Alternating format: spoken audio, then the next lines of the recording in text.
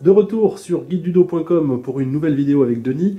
On va s'intéresser cette fois-ci à une nouvelle pathologie qui est le syndrome du canal carpien. Alors c'est assez étonnant puisque c'est situé au niveau de la main, non, habituellement? Au niveau du poignet. Au niveau du poignet, oui.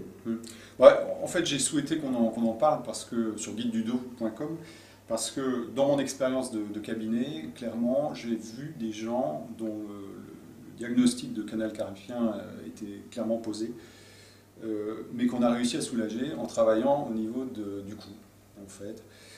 Donc c'est pour ça que je voulais faire le lien, c'est-à-dire que parfois on peut éviter une intervention chirurgicale simplement en venant libérer au niveau du cou, tout simplement.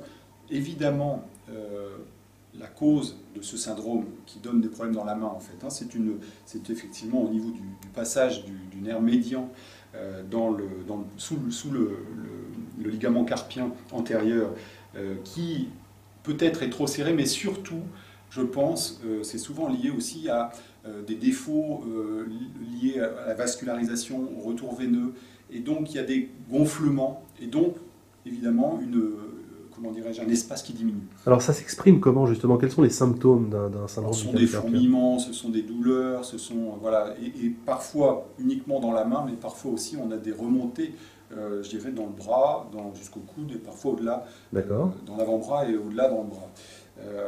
L'idée c'est que lorsqu'on va venir travailler, par exemple avec des étirements, avec un travail de mobilisation, de relâchement au niveau des cervicales, on a des chances pour que le message neurologique et je veux dire qui descend au niveau de la main, mais aussi qui vient gérer la capacité, la qualité de trophicité. Donc, lorsqu'on parle de trophicité, on parle comment on pourrait dire ça, de vascularisation aussi. Oui. Tout ça va pouvoir avoir une influence parce qu'au niveau cervical, toutes les racines nerveuses sortent et viennent donner leur information au niveau de la main, au niveau du bras et au niveau donc de cette zone. En libérant là-haut, moi l'expérience que j'en ai en tout cas, c'est qu'effectivement on redonne de l'espace dans ce canal carpien et du coup les symptômes de compression peuvent disparaître. D'accord, c'est donc pour ça qu'on parle de ce syndrome dans guidedudo.com. Voilà.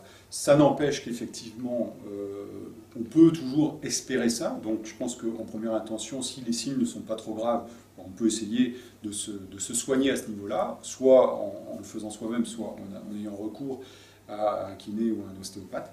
Mais je crois que c'est intéressant de le faire, et puis évidemment de toujours consulter pour le diagnostic différentiel, et si jamais on n'en sort pas, bien, évidemment l'intervention sera nécessaire. Oui, absolument, on le répète toujours sur guidedudo.com.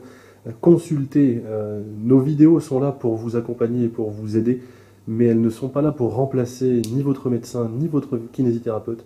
Donc voilà, véritablement consulter, c'est très important. Parfait, Denis, on a fait le tour de ce sujet? Oui. Bon, eh bien écoute, on va laisser nos auditeurs pour le moment, et on leur dit à très vite pour une nouvelle vidéo sur guidedudo.com. À très bientôt. Au revoir.